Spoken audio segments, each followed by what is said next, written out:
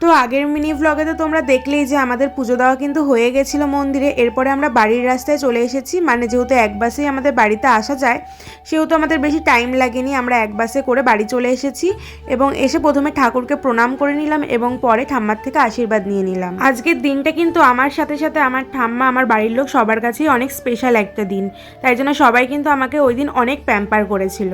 এইদিকে ঠাম্মাকে কিন্তু ভাইও নমস্কার করে নিল, আর আমার কাছে যে প্রসাদগুলো ছিল মন্দিরের সেগুলো আমি এখন বাচ্চাদেরকে দিয়ে দেবো, কারণ মা বলেছিল যে প্রসাদ নাকি ঘরে ফেলে রাখতে নেই, সবাইকে দিয়ে দিতে হয়।